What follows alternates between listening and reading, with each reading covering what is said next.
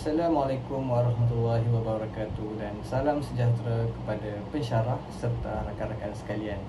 Kami dari kumpulan 15 akan membentangkan tajuk penggunaan bertanggungjawab dan integriti material atau Responsible Consumption and Material Integrity RCMI. Analisis kritikal terhadap model perniagaan platform e-dagang Temu. Kajian ini dilaksanakan bagi menilai bagaimana teori RCMI ini yang kami pelajari dalam minggu 12 dapat diaplikasikan untuk memahami isu etika reka bentuk, khususnya dalam konteks penggunaan moden dan kelestarian.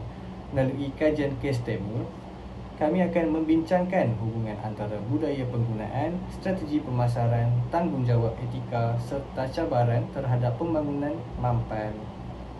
Baik, untuk faham isu ini, kita kena balik ke puncanya terlebih dahulu, iaitu budaya consumerism. Ceritanya bermula lepas Perang Dunia Kedua. Semasa itu, kilang di Amerika Syarikat sudah tak buat senjata lagi. Dia tukar buat barang-barang pengguna macam kereta dan juga TV. Produk jadi terlalu banyak sampai melebihi permintaan. Bila barang dah menjadi banyak sangat, syarikat kena fikir cara baru. Matlamat dia dah bukan nak hasilkan produk, tapi nak pastikan orang terus beli. Tahun 1955, Victor Lebow pernah mengatakan beli belah ini kena jadi sebahagian daripada gaya hidup. Jadi barang tak dibeli sebab perlu saja. Dia dah jadi simbol status, kepuasan diri dan juga identiti. Inilah yang kita panggil budaya consumerism. Dan hari ini, budaya ni lagi kuat sebab platform digital buat pembelian jadi rutin harian. Persoalannya sekarang, macam mana syarikat pastikan kita terus beli? Sedangkan barang lama kita masih elok lagi. Untuk kupas soalan tu, saya dengan hormatnya menjemput saudara Haikal untuk teruskan dengan plan obsolescence. Selepas budaya konsumerisme berkembang, syarikat mula mencari strategi untuk memastikan pengguna terus membeli produk secara berterusan. Salah satu strategi tersebut ialah planned obsolescence atau keusangan terancang yang diperkenalkan oleh Brooks Stevens pada tahun 1954. Konsep ini bertujuan mewujudkan keinginan pengguna untuk memiliki produk yang lebih baharu walaupun produk lama masih boleh digunakan.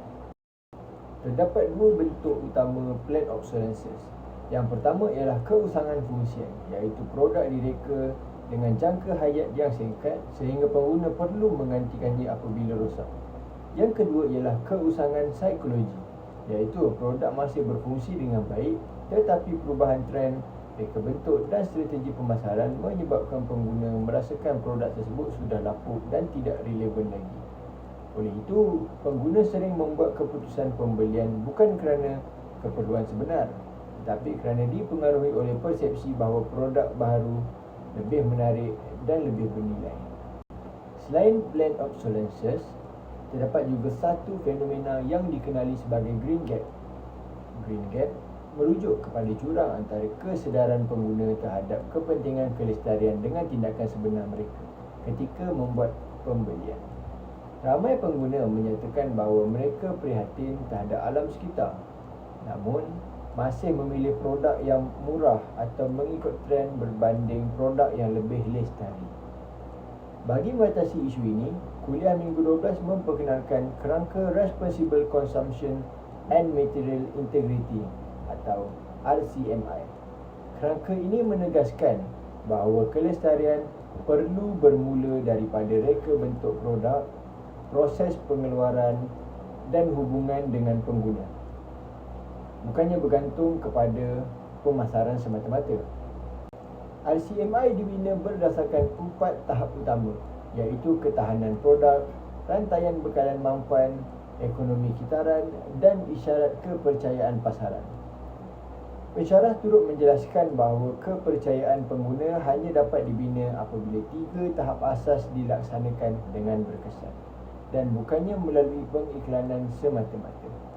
Seterusnya, saudara Ikhwal akan menunjukkan bagaimana kerangka RCMI ini diaplikasikan dalam kajian kes yang dipilih oleh kumpulan kami, iaitu model perniagaan platform e-dagang Temu. Kumpulan kami memilih Temu kerana model perniagaannya jelas menunjukkan bagaimana budaya consumerism dan planned obsolescence masih berlaku dalam era digital.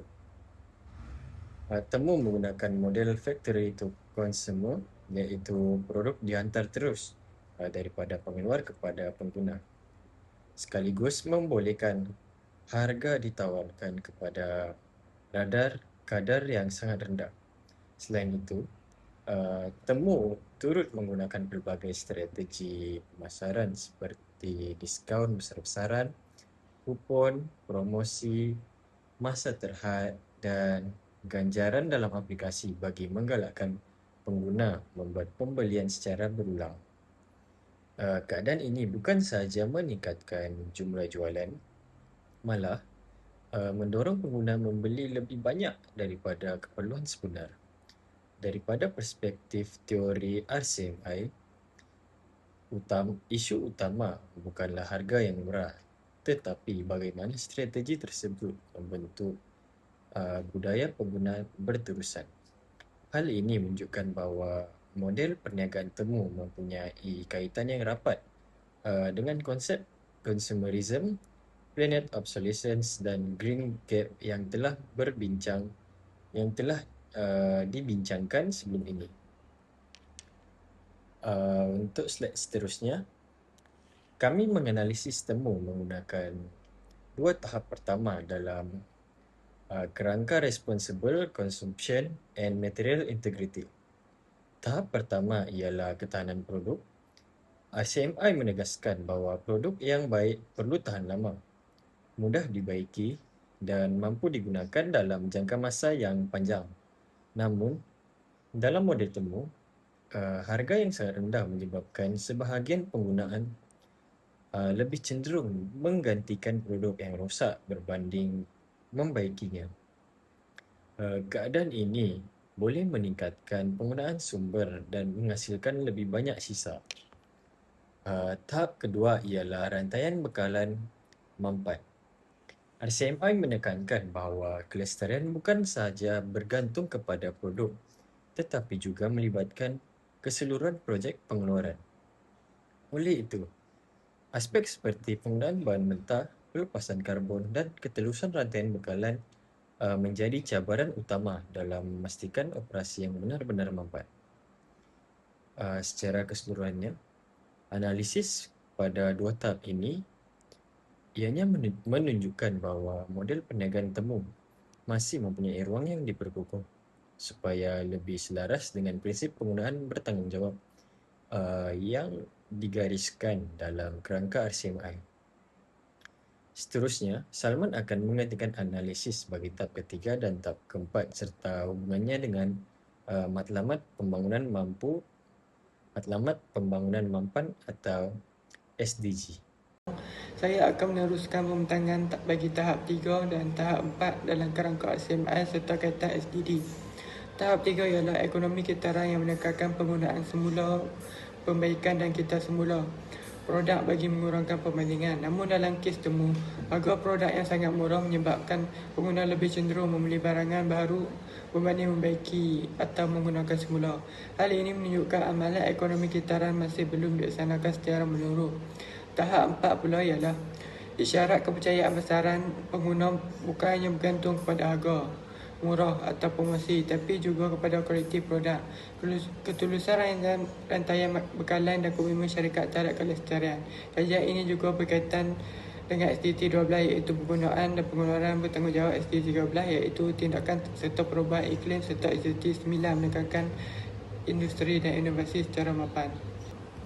Konflik antara keuntungan perniagaan dan kelestarian alam sekitar. Berdasarkan analisis yang telah dilakukan, kumpulan kami mendapati bahawa isu utama dalam kajian kes temu ialah konflik keuntungan dan perniagaan dengan tanggungjawab terhadap kelestarian alam sekitar. Dari sudut perniagaan, strategi seperti harga yang rendah, promosi berterusan dan pembelian berulang membantu meningkatkan jualan serta memperluaskan pasaran. Namun dari sudut etika reka bentuk, strategi ini boleh menggalakkan penggunaan secara berlebihan, meningkatkan penggunaan sumber asli dan menghasilkan lebih banyak produk sisa apabila produk sering diganti. Melalui perspektif RCMI, kami berpendapat bahawa reka bentuk yang baik tidak seharusnya memenuhi kehendak pasaran, tapi juga perlu mengambil kira kesan terhadap masyarakat dan alam sekitar.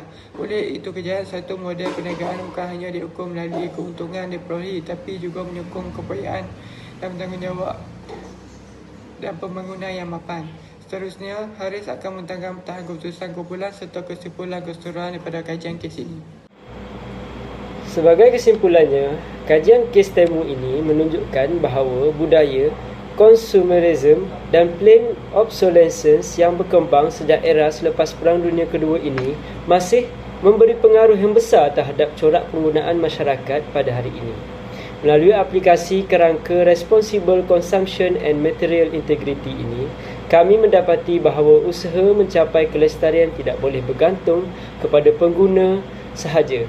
Sebaliknya, ia perlu bermula daripada cara suatu produk direka bentuk, dihasilkan, diedarkan dan diuruskan sepanjang kitaran hayatnya.